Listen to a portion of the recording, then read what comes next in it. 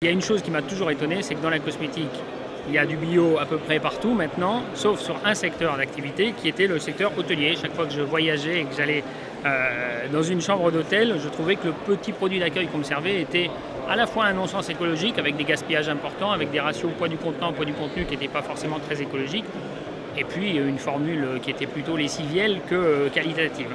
Donc l'idée était d'associer l'ensemble de ces paramètres-là, de ces constats-là, et d'en faire finalement la première gamme de produits qui soient bio, éco-certifiés. Donc nous on est adhérents à Cosme Bio, on veut promouvoir l'agriculture biologique et on est contrôlé par EcoCert sur le développement de nos gammes. On a développé typiquement ce genre de produit qui répond à plusieurs critères. Le premier, effectivement, comme je le disais, c'est de faire une formulation qui soit bio, qui soit certifiée, qui soit qualitative pour le client final dans l'hôtel. Et puis d'aller plus loin et de réduire le packaging à sa plus simple expression, tout en ayant un produit qui soit élégant, ludique, qualitatif. Ça a donné naissance à ce type de produit, le berlingot. Je vous donnerai un seul exemple, un seul chiffre, j'allais dire, qui est marquant. Un hôtel qui va consommer 10 000 petits flacons traditionnels jetables, j'allais dire, va générer entre 125 et 150 kg de déchets plastiques au bout des 10 000 produits consommés ou offerts à ses clients. Dès qu'il passe à 10 000 produits de ce type-là, c'est 18 kg de déchets plastiques. Donc vous vous rendez compte qu'à un moment, il y a une économie, j'allais dire, de déchets plastiques. Alors c'est vrai sur le déchet plastique, c'est vrai aussi sur le fait qu'ayant réduit le packaging à sa plus simple expression, on transporte moins, on n'importe pas un flacon, un bouchon, etc. On a une fabrication qui est purement française, locale, et qui permet à un moment d'avoir un produit qui a un bon bilan carbone, qui a le meilleur ratio poids du contenu, poids du contenant du marché, et qui répond à une vraie attente aujourd'hui des hôteliers. Ça, c'est le premier volet de l'activité. Et puis, c'est créé un deuxième volet, toujours sur le marché hôtelier.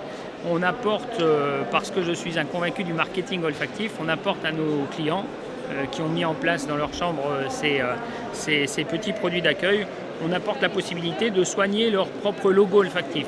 Pour moi, ce sont les souvenirs olfactifs qui vont inciter les retours. Donc on les invite à travailler sur le soin de cette signature olfactive. Et toujours, par contre, dans le même esprit, on développe des parfums 100% naturels, sans molécules de synthèse.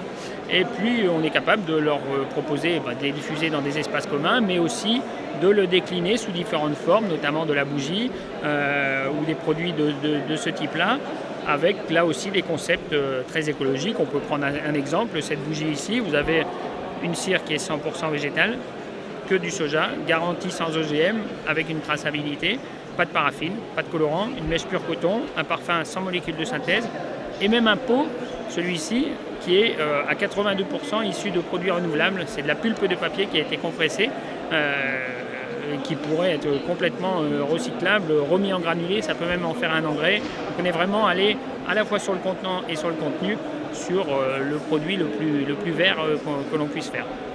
Voilà, donc ça permet à l'hôtelier d'avoir une gamme complète et on est en train de travailler maintenant sur une troisième partie de l'activité. Une fois qu'on est rentré dans les salles de bain, qu'on leur a fait des produits d'accueil, qu'on leur a permis de soigner leur identité olfactive, on se dit nous aujourd'hui que ça ne peut pas se faire si l'hôtelier continue à nettoyer une salle de bain avec des détergents chimiques. Et donc on est en train de travailler sur une troisième phase de produits de nettoyage complètement écologiques.